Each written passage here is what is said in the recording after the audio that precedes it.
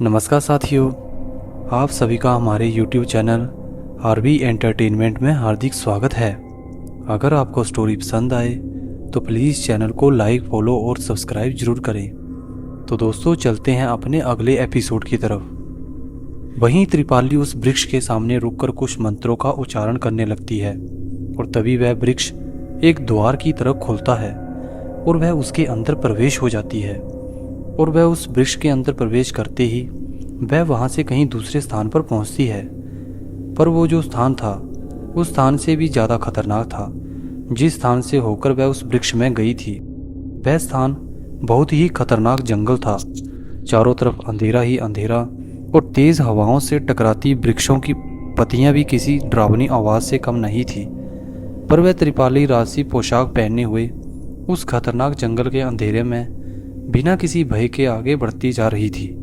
वह इस डरावने मंजर वाले स्थान को इस तरह से पार करती जा रही थी जैसे वह इस स्थान और इस मार्ग से भली भांति परिचित हो। और त्रिपाली उस मार्ग पर चलते हुए जितना आगे बढ़ रही थी उसके चेहरे पर एक अजीब सी खुशी झलकती जा रही थी।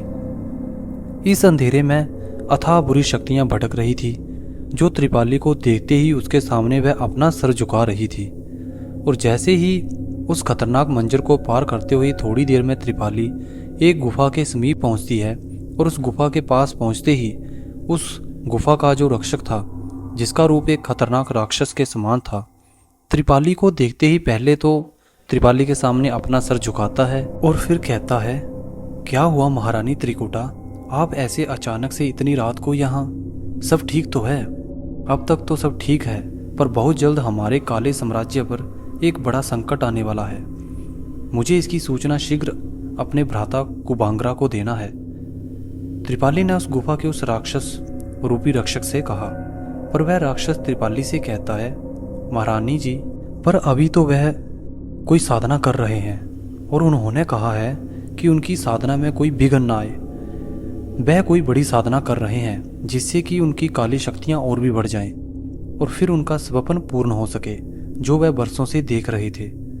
पर त्रिपाली पुनः कहती है, पर मुझे उनसे अभी मिलना है क्योंकि उनसे मिलना अति आवश्यक है, नहीं तो सब नष्ट हो जाएगा। और त्रिपाली उस राक्षस से ऐसे बातें कर ही रही थी कि उस गुफा से एक बहुत ही भयानक आवाज़ आती है, त्रिकुटा आ जाइए। और उस आवाज़ को सुनते ही त्रिपाली तेज कदमों के साथ उस गुफा में प्रवेश करती है।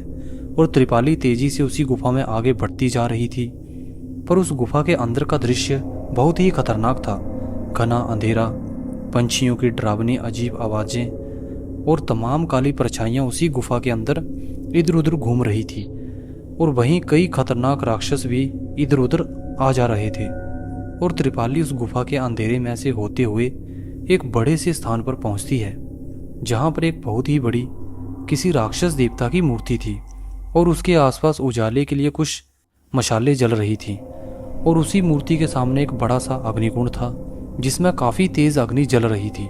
और उसी अग्नि के सामने बैठा एक बहुत ही भयानक शरीर और खतरनाक चेहरे वाला राक्षस अग्निकुंड में कुछ मंत्रों का उच्चारण करते हुए उस अग्निकुंड में अपने पास रखी सामग्रियों को उसी अग्निकुंड में डाल रहा था। और उसके साथ उसी अग्निकुंड के पास 3 राक्षस और थे जो उस राक्षस से कम खतरनाक नहीं थे। वो त्रिपाली के वहाँ पहुँचते ही वो चारों राक्षस कहते हैं, क्या हुआ त्रिकुटा, जो तू ऐसे अचानक से यहाँ आ गई? तब त्रिपाली उन राक्षसों के करीब जाते हुए कहती है, भ्राता, बहुत बड़ा संकट आने वाला है हम सब पर, यहाँ तक कि हमारा ये काला साम्राज्य भी सदा सदा के लिए नष्ट हो सकता है। पर त्रिपाली की यह बात सुनकर वो चारों राक्षस एक भयानक हंसी हंसने लगते हैं। और जो वहाँ पर उन चारों राक्षसों से दूर जो कोई और राक्षस खड़े थे वो भी हंसने लगते हैं। पर त्रिपाली उन राक्षसों को इस तरह हंसता देख समझ नहीं पाती है कि आखिर उसने ऐसी कौन सी हंसी वाली बात कह दी है जो सब हंसने लगे हैं। वहां पर उन सभी राक्षसों की हंसी काफी देर तक गूंजती रहती है पर त्रिपाली को वह हंसी बर्दाश्त नहीं हो रही थी।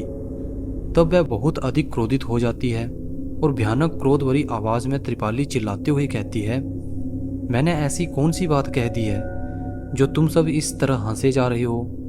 और तब त्रिपाली की यह बात सुनकर उन चारों भयानक रूप वाले राक्षसों में से एक कहता है, त्रिकुटा, आपने जो अभी कहा कि वह हंसने वाली ही तो है। भला ऐसा कौन है इस पृथ्वी पर जो हमारे काले साम्राज्य का अंत कर सकता है? अंत की तो बात छोड़ो, त्रिकुटा, कोई हमारा सामना भी नहीं कर सकता है इस पृथ्वी पर। और आप कह रही हैं कि हमारा अंत होने वाला है, और जो हम ये साधना कर रहे हैं इसके पूर्ण होते ही हमें ऐसी काली शक्तियां प्राप्त होने वाली हैं जिससे कि संपूर्ण पृथ्वी पर सिर्फ और सिर्फ हमारा साम्राज्य होगा और सारी पृथ्वी हमारे अधीन होगी। पर तभी उन चारों में से एक दूसरा राक्षस कहता है, पर भ्राता कुबांगरा, अब तक हम उस बालक को नहीं खोज पाए हैं जिससे हमारी ये साधना पूर्ण होगी, जिसके पास देवी शक्तियां हैं। और तब वह बालक हमें नहीं मिल जाता है, हम उस बालक की बलि अपने राक्षस देवता को कैसे चढ़ाएंगे? और उस बालक की अगर हम बलि अपने राक्षस देवता को देंगे तो ही उस बालक की संपूर्ण शक्तियां हम सबको मिल जाएंगी, और फिर कभी भी कोई हमारा अस्तित्व नहीं मिटा पाएगा इस पृथ्वी से। फिर सब हमारे अधीन होंगे, हम सब होंगे इस पृथ्वी के दाता। और फिर इस राक्षस की बात सुनकर एक दूसरा राक्षस कहता है, हाँ चित्रकूटा, तू सत्य कह रहा है। हमने तो वैसे भी सवासों देवी शक्तियों को प्राप्त करने वाले बालकों की बलि तो अपने राक्षस देवता को दे दी है। बस अब कुछ ही आहुति बाकी है हमारी इस वर्षों की साधना को पूर्ण होने में। पर तभी चतुरकुटा नामक जो राक्षस था वह कहता है, मैंने तो कुछ साल पहले एक बालक को अपनी काली शक्तियों से उसे अपने पास लाने को कहा था, पर ना जाने वह छोटा सा बालक कैसे बच गया था मेरी काली शक्तियों से। और मेरी काली शक्तियों ने कहा था कि उस बालक को इस जंगल में ले ही आई थी, पर ना जाने वह छोटा सा बालक कैसे बच गया था मेरी काली शक्तियों से। पर मैंने बाद में उसे बहुत ढूंढने की कोशिश की थी इस जंगल में, पर वह बालक मुझे मिला ही नहीं, पर उसे अब शीघ्र ही ढूंढना होगा। पर तभी त्रिपाली कहती है, ये सब आप अभी छोड़ो, वो जो तिगांक्षनी और तिगांक्ष थे उन दोनों का पुनर्जन्म हो चुका है, और अगर उन दोनों को उनका पिछला जन्म याद आ गया तो पता है क्या होगा। और त्रिपाली की यह बात सुनकर वह चारों राक्षस एक दूसरे को आश्चर्य भरी नजरों से देखने लगते हैं। और फिर वह राक्षस जो सबसे खतरनाक रूप वाला कुरुबांगा राक्षस था, वह आश्चर्य भरी आवाज में कहता है, ये क्या कह रही है तू त्रिकुटा? तब त्रिपाली कहती है, मैंने वही कहा जो आपने सुना है, और वह तिगांश तो मेरे अज्ञात राज्य के महल में भी पहुंच गया है, और अगर उसे उसके पिछले जन्म का सब कुछ याद आ गया और अगर वह महाराज तक पहुंच गया तो क्या होगा, ये सोचकर तुम मेरी सांस थमने लगी है। और मेरी पुत्री त्रिनयना को ना जाने अचानक से क्या हो गया है, उसने तो उस तिगांक्षनी की सहायता करने का प्रण ले लिया है। मेरी तो कुछ समझ में नहीं आ रहा है कि अब मैं क्या करूं। भ्राता कुरुबांगरा, आप ही मेरी कुछ सहायता करो। मुझे महाराज को इसके बारे में कुछ भी पता होने से पहले ही उस तिगांक्षनी तक पहुंचना होगा और उसका अंत करना है। पर तब एक दूसरा राक्षस कहता है, त्रिकुटा, तू शायद अपने आप को भूल रही है कि तू भी एक राक्षसी है।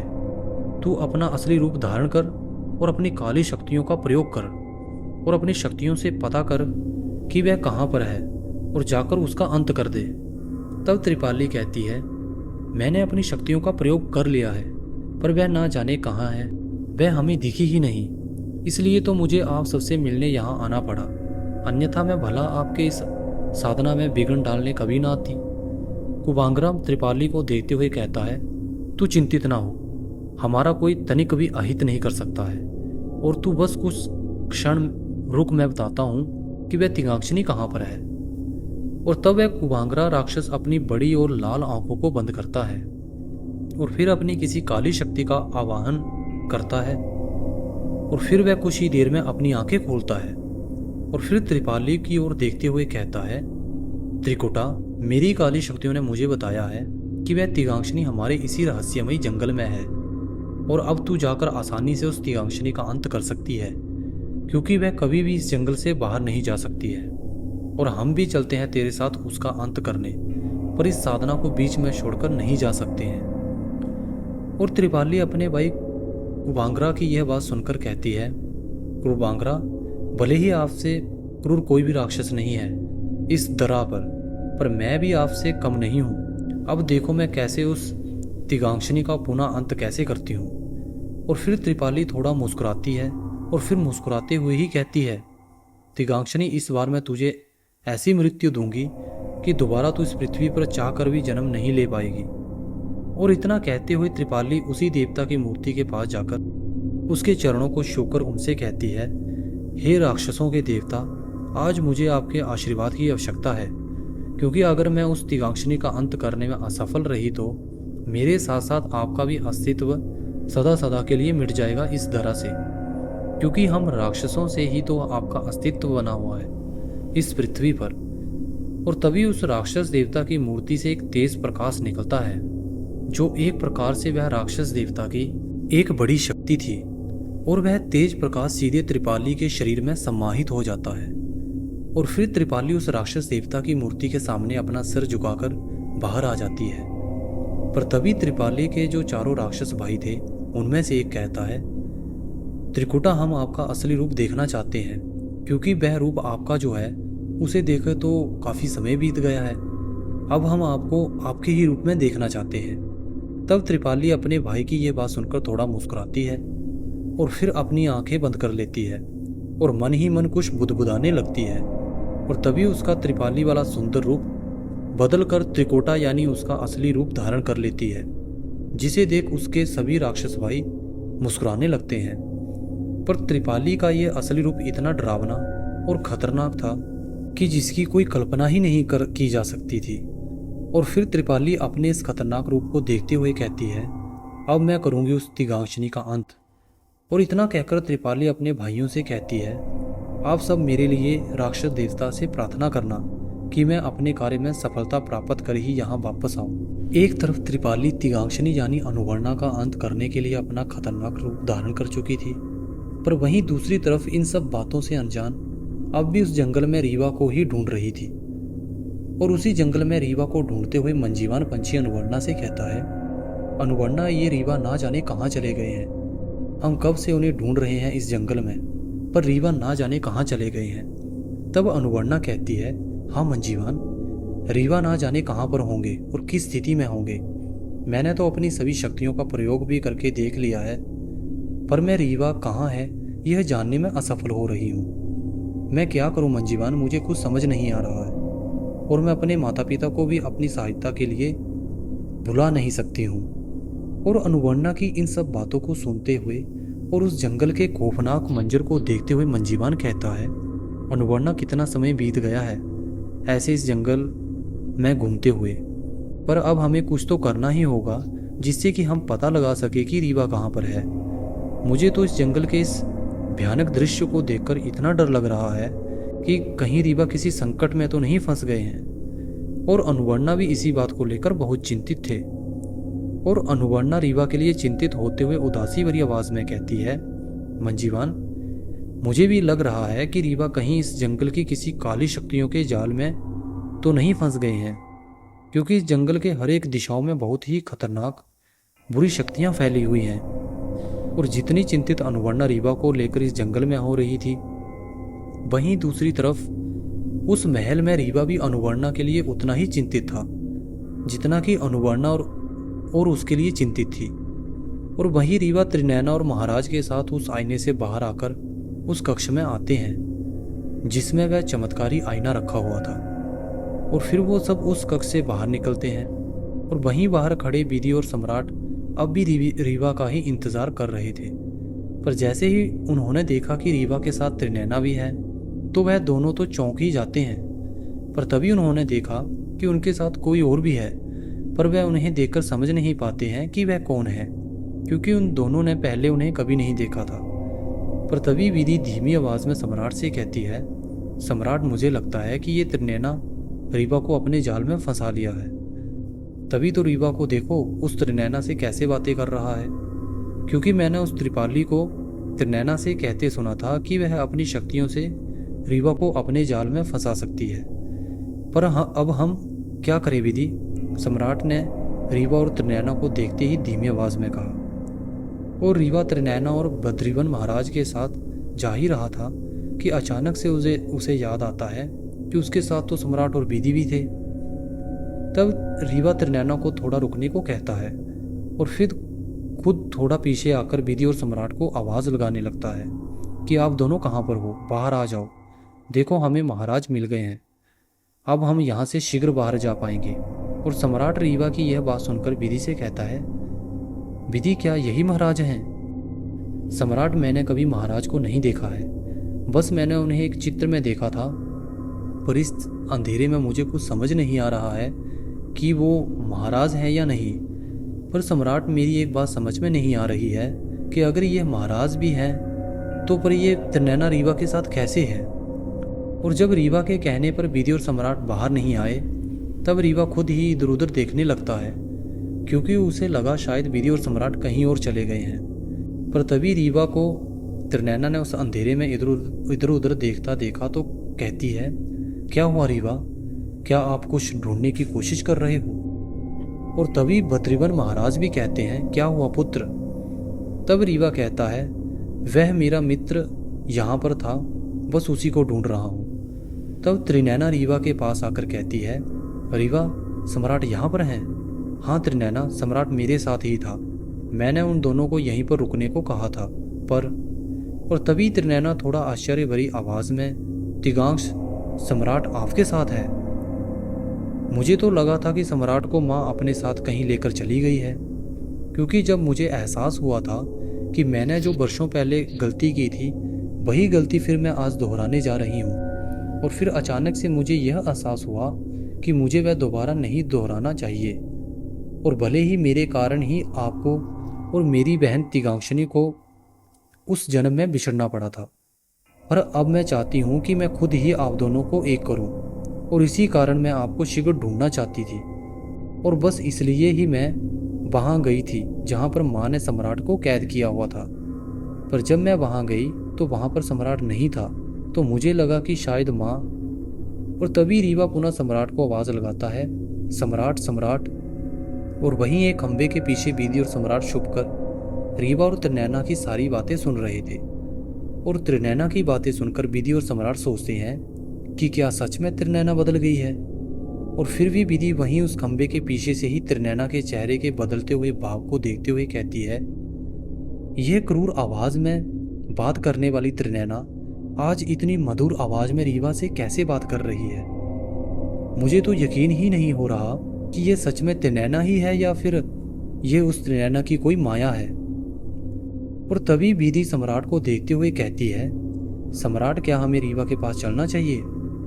और विधि सम्राट यह बातें आपस में कर ही रहे थे कि त्रिनैना और रीवा सम्राट को आवाज लगाते भी उसी खंबे की ओर बढ़ते हैं, जिसके पीछे सम्राट और विधि अब भी छिपे हुए थे। और थोड़ा आगे बढ़ने पर रीवा को लगा कि उस खंबे के पीछे कोई है। तब वह तेजी से उसी ओर बढ़ता है और उस खंबे के पास पहुंचते ही रीवा ने देखा कि सम्राट और विधि छिपे हुए हैं, पर वो दोनों इस समय अपना मुख दूसरी ओर किए हुए थे। तभी रीवा काफी तेज आवाज में, तुम दोनों यहीं पर हो, तो फिर आप दोनों बाहर क्यों नहीं आए? कब मैं सम्राट आपको आवाजें लगाए जा रहा था। पर रीवा की ये बातें अपने पीछे की तरफ से सुनते ही सम्राट और विधि एकदम से रीवा की ओर मुड़ते हुए आश्चर्य भरी नजरों से उसे देखने लगते हैं। पर रीवा सम्राट और विधि को अपने आप को इस तरह देखता देखा तो वह उन दोनों से कहता है, ये आप दोनों मुझे इस तरह से क्यों देख रहे हो? और जब आप दोनों यहीं पर थे तो अब तक बाहर क्यों नहीं आए? मैं कब से आवाज लगा रहा था। और तभी त्रिनैना भी वहीं पहुंच जाती है, पर त्रिनैना को अपने इतना नजदीक देख सम्राट और विधि एकदम डर जाते हैं, और उनका यह डर उन दोनों के चेहरे पर साफ साफ झलकने लगा। और उन दोनों के चेहरे के डर को देखकर त्रिनैना समझ जाती है कि उसी की वजह से अब तक बाहर नहीं आ रहे थे वह दोनों। और तभी त्रिनैना थोड़ा मुस्कुराती है और विधि का हाथ अपने हाथों में लेकर मुस्कुराती है और फिर उसके चेहरे की तरफ देखने लगती है। पर विधि तो त्रिनैना की इस प्यारी सी मुस्कुराहट से भी डर जाती है, क्योंकि उसने इतने दिनों में कभी भी त्रिनैना के चेहरे पर मुस्कान नहीं देखी थी। विधि को तो त्रिनैना को देखकर लग रहा था कि उसका अंतिम समय आ गया है और वह डर के मारे अपनी आंखें बंद कर लेती है। पर तभी त्रिनैना विधि के हाथों को अपने हाथों में लेते हुए कहती है, विधि आप इतना डर क्यों रही हो? मैं आपको कोई आघात पहुंचाने नहीं आई हूँ। मुझे पता है कि तुम्हें मेरे इस बदले स्वभाव को देखकर अजीब लग रहा है, पर मैं अब सच में ही बदल चुकी हूँ। मैं अब वो त्रिनैना नहीं हूँ जिसके अंदर सिर्फ और सिर्फ क्रूरता ही भरी हुई थी। और जो मैं किसी की छोटी सी गलती पर मृत्यु दंड दे दिया करती थी, मैं अब उन सब पापों का प्रायश्चित करना चाहती हूँ। और फिर त्रिनैना बड़े ही प्रेम भरे नैनों से रीवा को देखती है और फिर कहती है, मैं एक बार बस अपनी बहन तिगांक्षनी को ढूंढ लूं और तिगांक्ष को उससे मिलवा दूं। फिर मैंने जितने भी पाप किए हैं बरसों से, सबका प्रायश्चित करूंगी, चाहे उसके लिए मुझे मेरी माँ से ही सामना क्यों ना करना पड़े। पर तभी त्रिनैना के चेहरे पर थोड़ा कठोरता का भाव आ जाता है और फिर वह कठोर आवाज में ही रीवा को देखते हुए कहती है, पर तिगांक्ष, अब हमें शीघ्र यहाँ से चलना चाहिए, क्योंकि माँ अगर तिगांक्षनी तक पहुँच गई हमसे पहले तो अनर्थ हो जाएगा। और तभी बद्रीवन महाराज भी उन सबके करीब आकर कहते हैं, अब चलो आप सब मेरे साथ, कहीं विलंब ना हो जाए वहां पहुंचने में। मैं अब अपनी पुत्री को तनिक भी कष्ट नहीं देख सकता हूँ, पर मुझे अब भी यकीन नहीं हो रहा कि त्रिपाली ऐसा कुछ कर भी क्यों सकती है। और तभी वो त्रिनैना की ओर देखते हुए उससे कहते हैं, पुत्री, आपने अपनी माँ के बारे में जो कुछ भी कहा है, क्या वह सच है? कहीं अपनी माँ को जानने में कोई त्रुटि तो नहीं हो रही है तुमसे? क्योंकि त्रिपाली तो।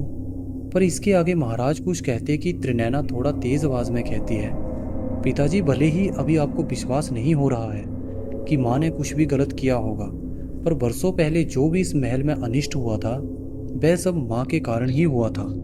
और पिताजी, जो बड़ी माँ अचानक से उस रात इस महल से गायब हो गई थी, मुझे तो लग रहा है कि उन्हें भी माँ ने ही गायब किया था, छल से उनकी दैव्य शक्तियों को प्राप्त करने के लिए।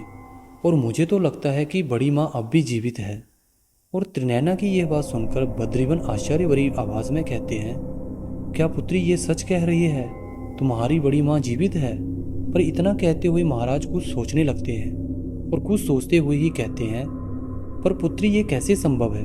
क्योंकि त्रिपाली तो खुद ही उस जंगल से तुम्हारी बड़ी माँ का शव लेकर आई थी और कहा था कि किसी काली शक्ति ने इन पर प्रहार किया है, जिस कारण इनकी मृत्यु हो गई है। पर त्रिनैना फिर से काफी तेज आवाज में कहती है, पर पिताजी, आप ये क्यों भूल रहे हो कि बड़ी माँ कोई साधारण स्त्री नहीं बल्कि अपनी देवी माँ की कृपा थी उन पर, और उनको ऐसी दैव्य शक्तियां प्राप्त थी कि जिससे वो किसी भी काली शक्तियों का सामना भी कर सकती थी और समय आने पर उनका हमेशा हमेशा के लिए अस्तित्व भी मिटा सकती थी। मुझे तो लग रहा है पिताजी, माँ ने ही बड़ी माँ के साथ कोई बहुत बड़ा छल किया था। पर पिताजी, इस बार मैं माँ को उनकी किसी भी चाल में सफल नहीं होने दूंगी, चाहे इसके लिए कुछ भी करना पड़े मुझे। और त्रिनैना को इतना तो शक था कि जो भी इस महल में विचित्र घटनाएं घटित हुई थी बरसों पहले, वह उनके माँ के ही कारण घटित हुई थी। पर वो अब भी इस बात से बिल्कुल अनजान थी कि उसकी माँ कोई साधारण स्त्री नहीं बल्कि एक खतरनाक राक्षसी है। और तभी त्रिनैना अपने पिता से कहती है, पिताजी, आप शीघ्र यहाँ से बाहर जाने के मार्ग पर लेकर चलो, ताकि हम शीघ्र उस काली शक्तियों से व्याप्त उस जंगल में जाकर तिगांक्षनी को ढूंढ सके। और फिर बद्रीवन महाराज अपना सर हाँ में हिलाते हुए सबको अपने पीछे आने का इशारा करते हैं। और इधर रीवा उस मार्ग पर अब तक नहीं पहुंचा था जिससे कि वह बाहर जा सके। पर वहीं दूसरी तरफ त्रिपाली अपने राक्षस भाइयों से मिलने के बाद उस खतरनाक गुफा से बाहर निकलती है और अब भी उसने अपना वही राक्षसी रूप धारण किया हुआ था। और फिर वह जंगल की उसी दिशा की ओर बढ़ती है जिस दिशा में अनुवर्णा और मंजीवान अब तक रीवा को ही ढूंढने की कोशिश कर रहे थे। अंधेरा भी काफी घना था, जिससे अपने पास का भी कुछ साफ नहीं दिख रहा था।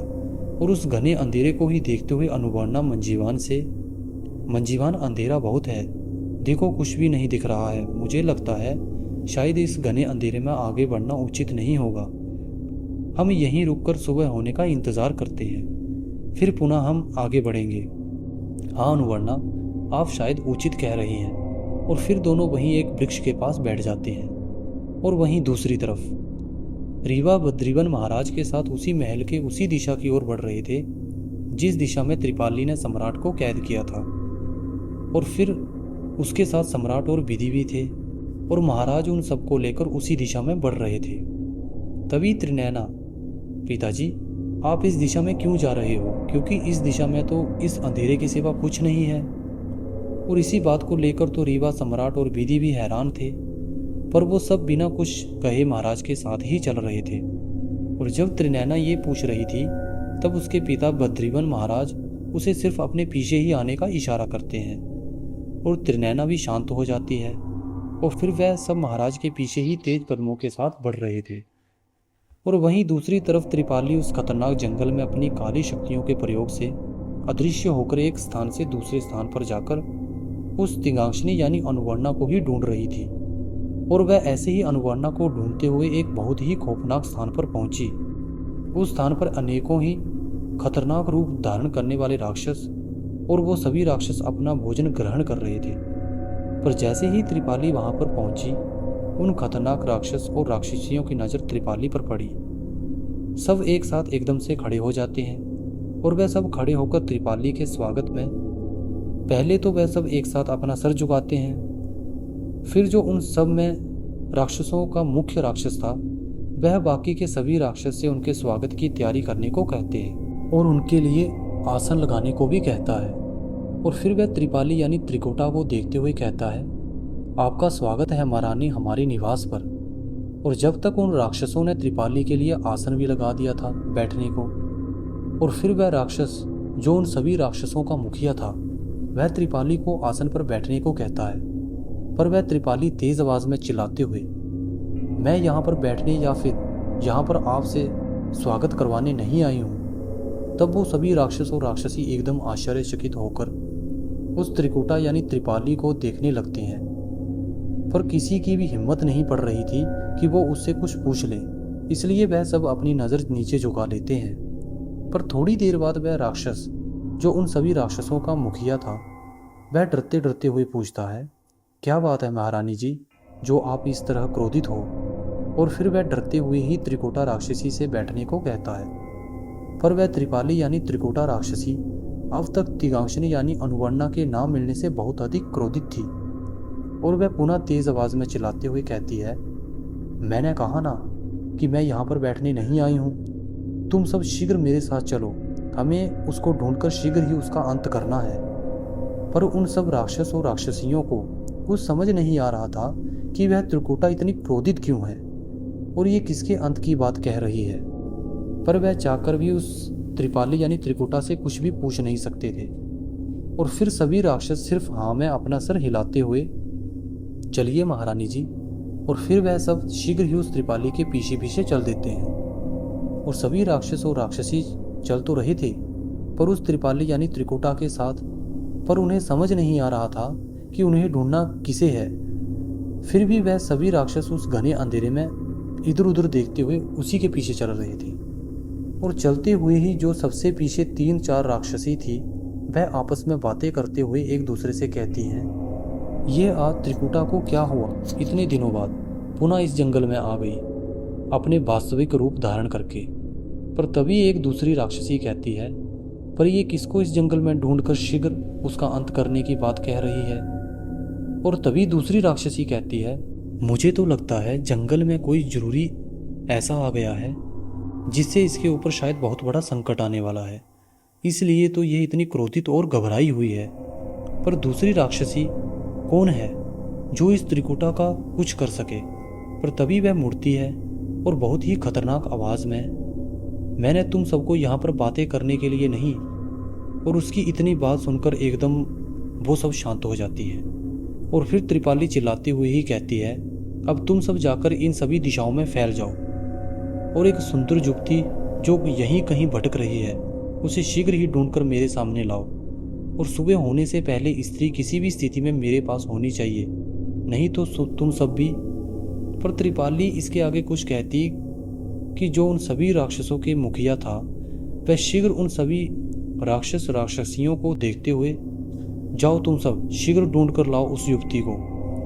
पर फिर वह त्रिपाली की ओर देखते हुए कहता है, पर महारानी आप उस युवती को लेकर इतना अधिक चिंतित क्यों हैं? आखिर वह है कौन?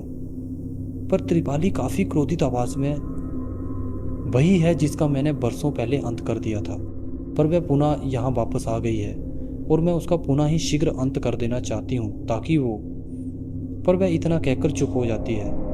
और फिर इधर उधर देखते ही वह कहती है, आप सब शीघ्र ही उस युवती को ढूंढो, क्योंकि मुझे सूरज निकलने से पहले ही अपने महल वापस जाना है, क्योंकि वह तिगांक्ष भी वहीं पर है और मेरी पुत्री अचानक से ना जाने कैसे बदल गई है।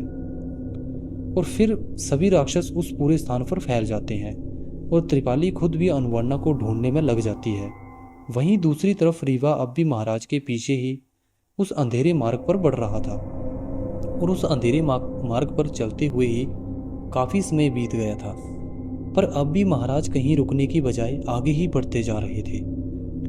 और थोड़ी देर बाद वह सब उसी स्थान पर पहुंच जाते हैं जहां पर सम्राट बरसों से कैद था। और उसको देखकर सम्राट थोड़ा धीमी आवाज में कहता है, विधि मैं तो इस मार्ग पर दोबारा आना ही नहीं चाहता था और ना ही मैं इस कक्ष को कभी देखना चाहता था। तभी विधि कहती है, सम्राट शांत रहो।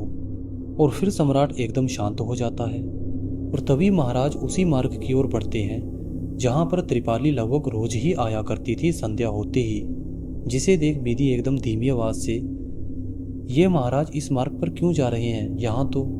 पर इसके आगे विधि कुछ कहती कि सम्राट उसे हल्का सा धक्का देते हुए कहता है, अभी तो आपने मुझे शांत रहने को कहा था, तो फिर आप अब। और तभी रीवा उस अंधेरे मार्ग पर चलते हुए त्रिनैना से, त्रिनैना महाराज इस अंधेरे मार्ग पर क्यों जा रहे हैं, क्या आपको कुछ पता है इसके आगे क्या है।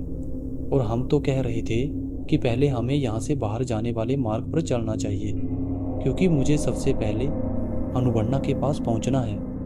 कितना समय बीत गया है मुझे और अनुवर्णा से अलग हुए, वह उस खतरनाक जंगल में ना जाने किस स्थिति में होंगी। और इतना कहते हुए रीवा के चेहरे पर चिंता का भाव आ जाता है, पर अब भी महाराज के पीछे ही वह चल रहा था। और त्रिनैना ने रीवा की सारी बातें सुनने के बाद कहती है, आज आप चिंतित ना हो, दिगांक्षिणी को कुछ नहीं होगा, हम जरूर उस तक शीघ्र पहुंच जाएंगे। और जो आप मुझसे इस मार्ग के बारे में पूछ रहे हो, तो इसके बारे में तो मुझे कुछ भी नहीं पता है, क्योंकि मैं भी इस मार्ग पर इससे पहले कभी भी नहीं आई हूँ, क्योंकि मैंने कभी इस मार्ग पर मुझे आने ही नहीं दिया। पर थोड़ा और आगे चलने के बाद महाराज बद्रीवन रुके और वहीं एक गुप्त स्थान पर रखी हुई एक छड़ी को वह अपने हाथों में लेते हैं। और फिर उस छड़ी को अपने हाथों में लेने के बाद वो अपनी आंखों को कुछ पलों के लिए बंद करते हैं। और शायद वो अपनी आंखें बंद किए हुए मन ही मन कुछ कह भी रहे थे।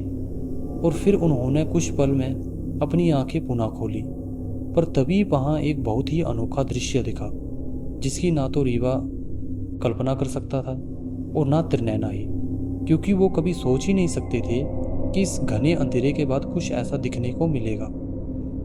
वो सब उस दृश्य को देखकर एकदम हैरान होकर वहीं खड़े बस उसे ही देख रहे थे। और वहीं खड़े विधि और सम्राट की भी नज़र जब उस दृश्य पर पड़ती है तो उन दोनों की तो आंखें जैसे फटी की फटी ही रह जाती हैं। इधर यहाँ पर उपस्थित सभी हैरान होकर उस अनोखे दृश्य को देख रहे थे, सिवाय महाराज बद्रीवन के। और वहीं दूसरी तरफ जंगल में अनुवर्णा और मंजीवान उस वृक्ष के नीचे बैठे सूरज निकलने का इंतजार कर रहे थे।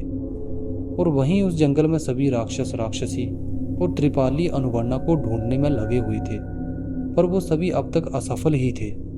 और जब काफी समय बीत गया और त्रिपाली को अनुवर्णा कहीं नहीं दिखी, तो वह एकदम बौखला जाती है, क्योंकि रात का समय धीरे धीरे बीतता जा रहा था और उसे सूरज निकलने से पहले महल भी पहुंचना था।